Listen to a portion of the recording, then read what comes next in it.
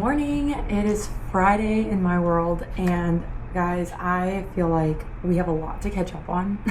It's not even I feel like, we do. We have a ton to catch up on. So I haven't posted on YouTube, like I haven't posted long form content in 2 weeks, which means I haven't like recorded anything in like 3 weeks. I'm talking to the YouTube. That means I love you. Yeah. Anyway, but life is starting to semi-slow down, and so I thought, okay, today just felt like a very natural day to get back into it. I just feel very like pressed by the Lord to get back into my calling, even though I keep trying to come up with all these reasons why I'm not qualified or capable. He keeps saying, no, you are supposed to be on social media. So here we are, we're on social media. So because there is so much to catch up on, I thought, all right, let's break this up. So my thought process, my plan for today is that you can come along with me on my day, and then it'll probably trickle into tomorrow morning, and then we can kind of discuss things as they come up and get caught up. And then this coming week will be slower, in the name of Jesus, be slower, and so I'll be able to do more like real time what's going on. Okay, but I'm holding my Kindle because I'm exhausted. You probably wouldn't know it by looking at my face. I'm so exhausted. I didn't fall asleep until like after 2 a.m., which is not me at all. I am very much a like 9:30, 10 o'clock, I'm asleep person. And so I just couldn't fall asleep. Like I could not fall asleep. So I just kept reading. And so I finished a book. I finished my third book of June, to be specific. And so I thought like, well, why don't we just talk about reading? So I read all 3 of my books on my Kindle: A Summer of Yes, Every Summer After, and then A Golden Summer. So we are 100% in the summer TBR list. So A Summer of Yes, we'll start there. Such a wholesome book. So wholesome, clean, absolutely loved it. It was such a sweet story. Honestly, a very inspirational story. So the whole idea is that the main character, she has a near-death experience, and it kind of jolts her awake of like, I don't like the way I'm living. You know, I want to change, but I'm too scared to change. Well, then she meets an older woman who is literally living in regret, and her lifestyle is the way that the main character's life was heading. So she kind of takes it upon herself to like befriend this older woman, and she kind of wiggles her way into this older woman's life and basically starts solving her problems. Now where this gets really cute is she literally inserts herself into this older woman's like relationships, and then, you know, well, the main character is trying to help the older lady mend her broken relationships. The main character gets involved and now becomes friends with these relationships, and it's just such a wholesome story of all the good, all the unexpected good that can come from saying yes when you would normally say no. And so it just really inspired me to just say yes to some things that I've been saying no to for years, or even, you know, like I got offered a couple things and I was tempted to say no, and then I was like, you know what, forget it, we're gonna say yes. And it was so great. So it was a really sweet book. Totally recommend reading for summer. Okay, the other 2 books, same author, same, what do you call it? It's basically like the same world. So the first book is Every Summer After. It's about Percy, Sam, and Charlie. Sam and Charlie are brothers, and they all have lake houses. So Percy and Sam live at the lake. Percy's family got the lake house for the summer, and they become best friends. It starts when they're 13 years old. Now you're alternating timelines because you've got the summers, like you hit every summer over the years from like 13 to 18. So, you know, you're like constantly moving into a different summer. But then the other timeline that you're alternating between is current day. So you've got like, you know, 30-year-old Percy, and she's remembering 13-year-old Summer, 14-year-old Summer, 15-year-old Summer. And you see their relationship between Percy and Sam and Charlie. You see it all develop. It's not really a plot twist. It's more of a like, oh, I guess like I kind of saw that coming, but I also did not see it coming at all. And it really makes a whole lot of sense to why there's some tension in present day. So anyway, overall, I really liked Every Summer After. I rated it 4 stars. I wouldn't necessarily say it's a book that I need to own, nor do I think I need to read it again, but it was a really great story, and so I really enjoyed it. And I would recommend, like, hey, if you want like a really fun, like quick read, I recommend that. Okay. Was it A Golden Summer? I think it's called A Golden Summer. Anyway, A Golden Summer is basically, it's not really a part 2, it's more of like a side story. So now we are like a year ahead of where Every Summer After ended, and it's all from Charlie's life, and it's present day. He's 35 years old. The main character in that book, her name is Alice, and she is a photographer. She is helping her grandmother recover from an injury, and so she takes her grandmother to a lake house on the same lake. Turns out she has seen Charlie before when they were teenagers, but Alice had a lot of fears, and she was like, I don't want to like do XYZ at 17 years old. But now at 33, she's like, I want a 17-year-old summer. Like, I want to do all the things that I was like too scared to do when I was 17. So she creates this bucket list. Well, she ends up becoming friends with Charlie, and Charlie helps her go through the list, which is really fun. And Charlie, I'm not gonna spoil it. Charlie's character is very unique, and you know that in the first book. And so the second book is so on brand for Charlie. So I'll leave it at that, because if you read Every Summer After, you'll get Charlie's vibe, and then you can decide if you want to basically dive deeper into that. There was one part of the plot that they kind of like hinted at halfway through, and I was like, oh, I wonder if da-da-da-da. And sure enough, that ended up happening, more or less. Of course, it was a little different than I had like fully imagined, but it did for the most part end up happening. Okay, so again, both books, very easy reads, very summary. I also would probably, I haven't got on Goodreads yet, I probably would rate A Golden Summer probably like 3.5, 4 stars. It was a very summer, like easy read, and I like that. And I like the characters, obviously. Like I finished the first one, I was like, okay, well, I want to just keep going, so I want to get back in like more into these characters. I would say the second one is a really great testament to like people love you, even if you don't necessarily feel worthy of it, or that you deserve it, or like you're too much for it. Does that make sense? So it's like, I feel high maintenance, but I'm really like, oh, I don't want to ask for help because, you know, I don't want to inconvenience them. Well, but those people love me, and they want to, you know, love on me. It's so funny that I'm having such a hard describing this. I think it's because it's an area that I struggled in really, really badly last year. And so it was an area where like with therapy, like therapy really helped me with it. And then God obviously extended me a ton of grace and just sent me all the right people. So that's probably why I'm having a hard time articulating it, because I was like, I related to that part of the characteristics and development. Anyway, all that to say, great summer reads. If I would recommend reading A Summer of Yes. That one I wholeheartedly would recommend. The other two, it's kind of like up to your taste and stuff like that, but they were good stories, and they are great beach reads, and they are very, very quick. Like they're quick reads. You catch, like you latch onto them really quickly. And to me, that's a beach read. When you latch on quickly, so you get through it really fast. So anyway, all I say, I finished A Golden Summer at 2 a.m. last night. One of the other things I'm doing this summer is I'm hosting a small group for moms and kids. So we are library and park hopping.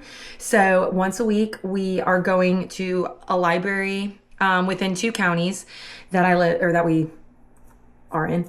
And then, so we go to the library, and then we go around the corner to a park. And we usually spend about an hour at both. So, you know, I'm trying to pick parks that involve water of some kind. So today, for example, we are going to a library. We're staying there for about an hour, and then we're going to go behind the library, and there's one of our favorite parks and splash pads. So we need to get ready to go. This is my only kid awake. And it's like 8 something. Ooh, it's 8:25. We gotta go in 30 minutes. Okay, so that was my book catch up. Thank you for indulging me. That was my book catch up for the YouTube. We still got life and work to catch up on, so you just kind of come along on our day, and we'll catch up as we go along.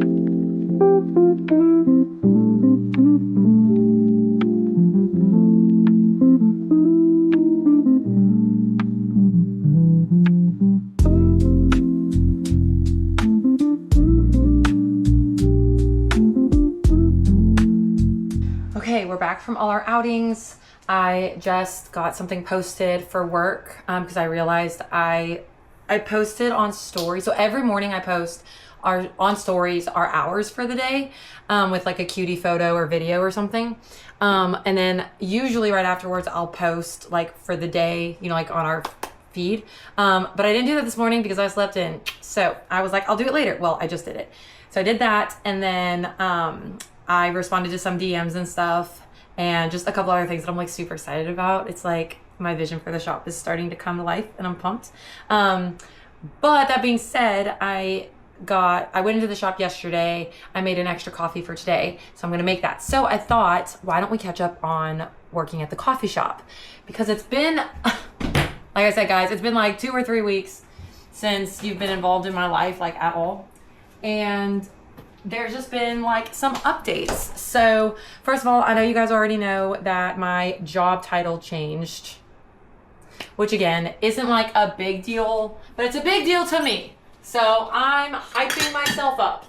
And so anyway, I love my job. I love my job. I love my job. But there are some things that, you know, you're just like, we're just learning. Like Jordan, the owner, he's learning some things. I'm learning some things. I'm learning where, like, to basically just tell him, hey, I'm going to do this for you because, you know, he needs to be better at delegation, and it can take it on because I have the time or I have this capacity, or it's like within my job description. So I'm just like, hey, why don't I start doing this for you? And most of the time he's like, yeah, that sounds great.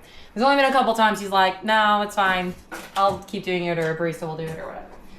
Okay, so my job description is slowly growing. So for those of you who are new, I am the social media manager for a coffee shop, but I've recently transitioned my title to marketing and outreach.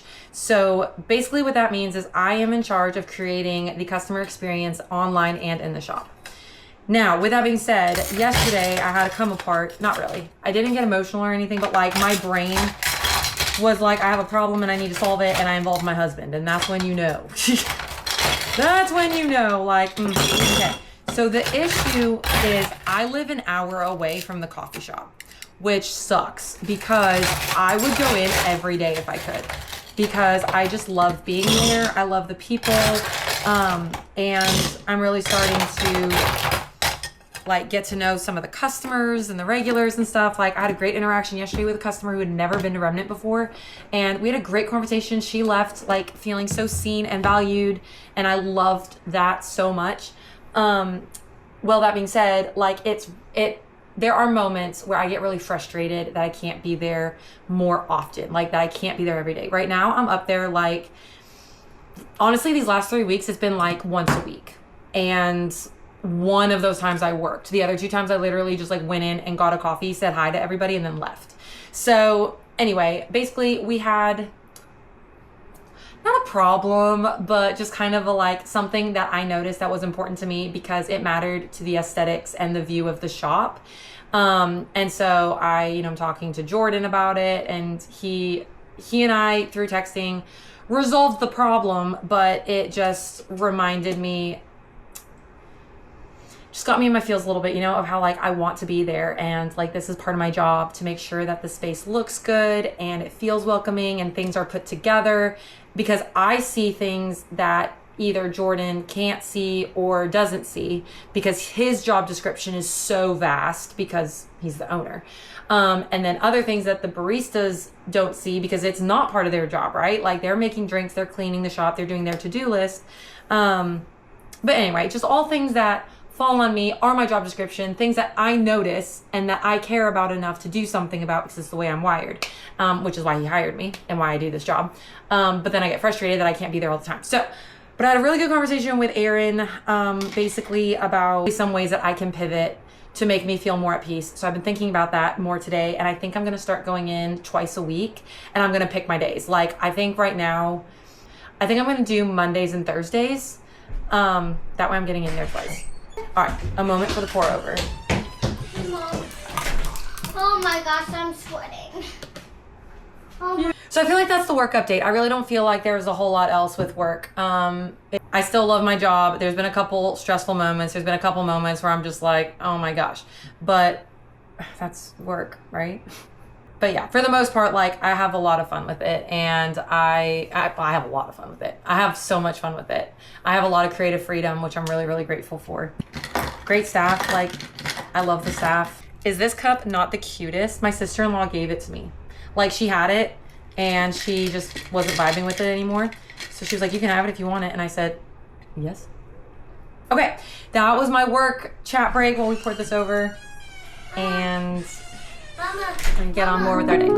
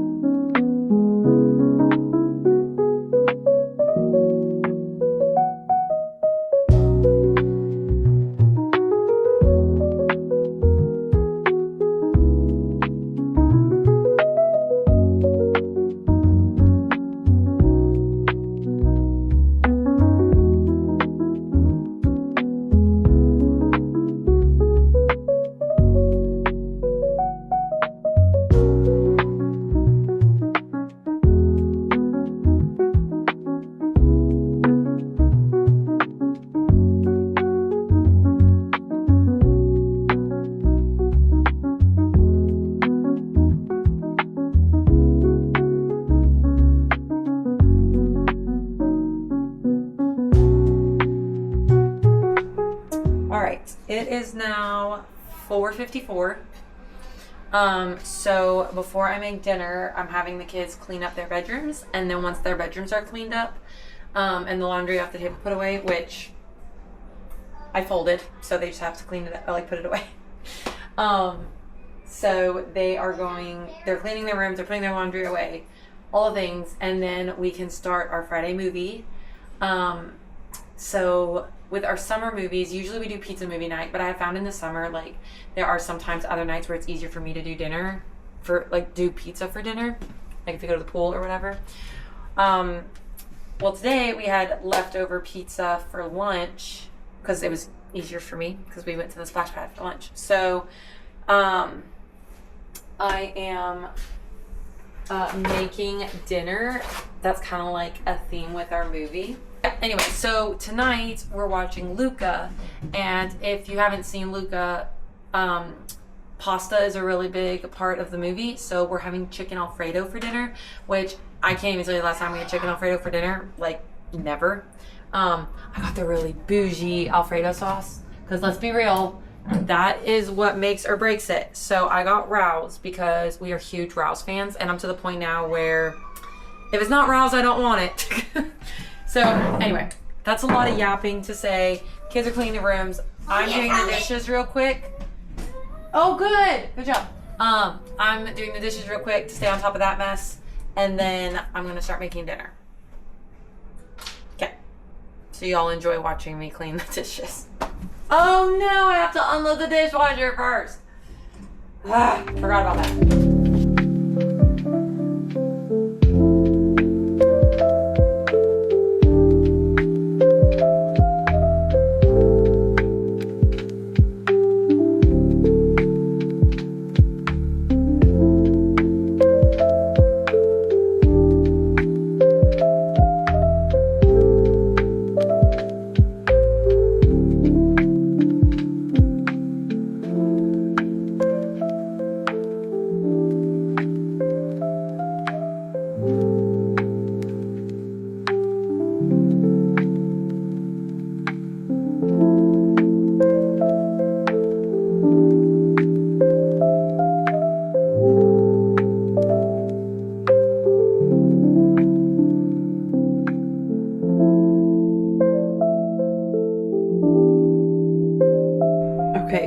quick. I have to show you. Look how big he's gotten. This is Gandalf. He's one of the kittens. Isn't he so big? When we decided to keep them, we renamed Mouse to Thunder. Because if you're gonna be a farm cat, you can't be the same name as your prey. So this is Thunder and Gandalf. Gandalf is like a born hunter, and Thunder is working on his courage. Ah! Also, in the efforts of this being a video where I update you on my life, what my life has been like for the last few weeks. So in Alabama, it has been raining like every day in some capacity, more or less. And so our lawn has not been cut, and it's showing. All summer? Yeah, all summer. It has not been. No, it's been cut one time. I really don't even know the last time it's been cut, to be honest. This summer. So, Aaron said he was gonna cut it today after work, and then he ended up working late. So I don't know if that's still happening, but to be transparent on the internet and to be real, I'm gonna show you. Anyway, it's something. It's something, that's for sure. So we are like, you know, on this chicken situation, and I probably need to update you guys on that too, because we have new chickens, and I don't think I've shared it on the YouTube. But a friend of ours was so generous and gave us their chicken run. Like Aaron and I were talking about like building one. It was gonna cost so much money, and then my friend randomly texted me and was like, hey, we're getting rid of our chicken run, do you want it? And I was like, yeah. This is the frame of the chicken run. The kids have like created a world inside it. Of course, that's gonna be taken down. So it's not staying here, okay? Like this is not where it's staying, but this is where my husband and his friend put it together. And then we have this netting over here. Well, I say netting, it's wire. Like look. Anyway, so then we've got all this netting wire stuff that goes around it. So they just built it, put it together, and then we're going to put it against our chicken coop, cut a door. And the reason why I am so excited about this is it means that they will all be contained in one place. So right now they're free range chickens, which is fine and great. Like that has its own benefits for sure. But that also means like in the past, that meant I didn't know where all the eggs were being laid. However, my chickies are doing such a good job. I'm so proud of them. They are, for the most part, laying in the chicken coop. I have not found any like in the forest. Also haven't looked. But I freaking love this so much because... Mama, yes. change it to here. I did, I know, I showed them. You wanna show them opening the door? So cool. It's gonna be super legit. I'm really pumped. But anyway, so, what was I saying about that? Oh yeah, but I'm just excited for them to have a place that is contained, because that'll be just super helpful to have them contained. Then I can let them out if I want to. And like, but they're still outside. They're outside but contained. I love that. Okay, let's see if we can go find our chickens real quick to show you guys. And then I'm gonna need to plug this in because it's about to die. All right, Mama. let's see. Yes. Okay, well then there's There's actually 3. All right, there's our first 3. So there's Cinder, Scarlet, and Cress, named from book characters. If you know, you know. Then I don't think I've introduced you to our Silkies. So this is our black Silkie that still does not have a name. How about night? She needs a name. How about nighttime? Nighttime. Oh, sorry. I know. It's right there. His name? There's the white Silkie. Her name's Winter, from the same book series as Scarlet, Cress, and Cinder. But there she is. Mom, there's the other 2. Hello, Winter. Mom, there's the other 2. Oh, and then the other 2 are in the forest. I can't zoom in, and I don't know if you can see them, but that's May and Azula. 7 adult chickens, and then we have our 8 chicks, which I don't remember if I filmed or not, but they're getting really big. So I'm going to show you guys them real quick, and then I need to go inside and check on dinner. Here's the chickens, teenagers. I want to see. How big are they? Oh my gosh, they're huge. They're pretty big. They're huge. And they knocked over the water. All right, we gotta take care of them. But they're really close to being big enough to be with the other ones. Sorry, guys. Oh! Oh my gosh! See? All right, well.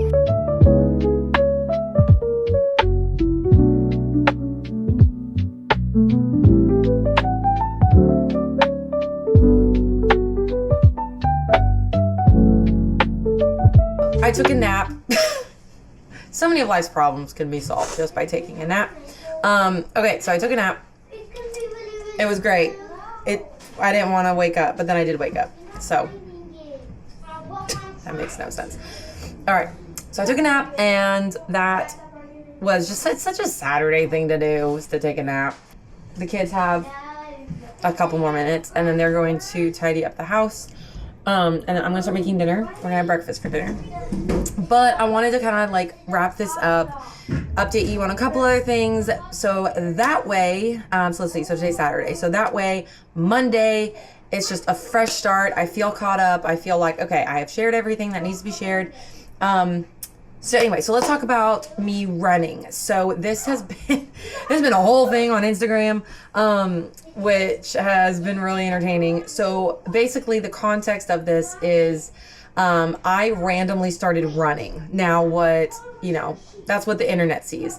I'm gonna tell you the backstory of this real quick. So I have always wanted to be a runner. I don't know why. I can't tell you when it was officially birthed. I just was like, I've always really admired people who run. I really, I notice it, online or in movies, when people run, I'm like, man, that's incredible. Like, people who run, marathons, well, not even marathons, 5Ks. People who run 5Ks, I'm like, good for you. I'm like, good for you. That's just so fantastic. I'm so proud of you. And anyway, I've always wanted to be a runner, since I was a kid, middle school, high school kind of thing, where you're not running for life like you are when you're a child. But anyway, I always put it off. I always had an excuse. Now, granted, some of those years, I did actually always have an excuse, is the problem. It's I always had a very valid excuse. So, I wanted to run. Okay, well, I actually had a 5K that I was going to do. I told people about it. I'm like, yeah, I'm going to do this 5K. And then literally the next month I got pregnant with our first. So obviously I didn't do that. So, then obviously for several years I'm having babies or nursing. And then I got sick with anemia, and I didn't know I had anemia, and so I didn't know how to take care of myself. I was saying anyway, but then I had anemia, but it was so bad because I didn't know what it was. I didn't know what it was, but it was so bad, and I didn't know what was wrong with me, and so I couldn't take the correct steps to help my body heal and to help support my body. So I was just sick for 3 years and had no clue what was wrong with me. And so anyway, the anemia massively affected my energy. It affected the way my body operated, and the concept of even working out was so that was so much extra energy that I just didn't feel like my body had. And honestly, it didn't have it. So I just knew it wasn't gonna go well. So but then I just really wanted to start working out. I really wanted to start taking care of my health and everything. And so last fall in 2025, I started doing YouTube workouts. They were usually 10 to 30 minutes, not very long, but I found a deep desire to just really care for my body physically, in addition to just the way I eat. Because of my anemia, I have to eat a certain way, and then I choose to eat a certain way, and so that together with working out, I'm like, this could go really well. But anyway, so I took that next step, and I slowly started introducing my body to working out and movement and moving my body intentionally on a regular basis. So that has been great. Then my church launched their summer small groups, and I was looking through the small groups, and there was one, and it was called My First Run Club. And the idea was that everyone in that group, including the leaders, were first-time runners, or at least were really rusty or whatever. And I just really was like, oh my gosh. And something in me just said yes. Now, at the time, I was also reading the book that I mentioned earlier, The Summer of Yes. And so this was already, on my heart, just that spirit of like saying yes to things I would normally say no to. And so I said yes. So I joined the group. And they're doing the Couch to 5K program. So, you know, you start by, let's see, I've got the chart right here. Okay, so you walk for the very first day, you walk for 5 minutes, you run for a minute, then you walk for a minute, and then you run for a minute, and then you walk for a minute, and you do that X amount of times. And you do that 3 times a week. Okay, then the next week you go to a minute 30 of running, walk a minute 30. Run a minute 30, walk a minute 30. This last week, guys, I ran for 3 minutes. Like, I know that doesn't sound very long, okay? But when you think about it, or you try to do it, it's really hard. And I was so proud of myself. So anyway, now the big goal of this is, you know, it's a 5K race, obviously, but the idea is that you can run for 25 minutes straight. Like, I have no idea. What's really funny too is I think I have a video of it on my phone for short form content, but I think I have a video where I literally said, the real joke is that these people think I'm going to be able to run for 25 minutes. This is when I have like 0 running endurance, like none. So anyway, but I say all this to say, I love it. I really love it. It's hard. It is really hard. And I do take like certain steps to like, you know, keep my body healthy, pre-game, you know, like making sure I'm eating, like, you know, carbs. I have a liquid IV after every run, you know, just taking care of your body like that, of course, because of course I decided to do this at the beginning of Alabama summer when the humidity is insane. So that was the thing that I thought was funny. But anyway, so yes, I've started running and that's been fun. It's been a really funny conversation piece. Now I will say that I posted my first run and some, like an acquaintance of mine, who has gone through a lot of trauma in her life said how healing it has been for her body to run. And I just kind of was one of those nuggets like stuck in the back of my mind. Well, there was a run, let's see, I think it was my 4th. Maybe it was my 6th. No, I think it was my 4th. 4th or 5th. Anyway, it was like I'd had some runs. And it was really hard. My body was having a really hard time like pushing through. I was just so tired. But I pushed through and at the end of it, I like sobbed. It was quick. Like it was a brief sob, but I mean, I'm like hyperventilating, sobbed. And it was purely grief. It was purely grief. And it was weird though, and semi-cool how like pushing my body physically created that reaction emotionally, but it also, you know, was another step in healing, is just like having that outlet. So super wild.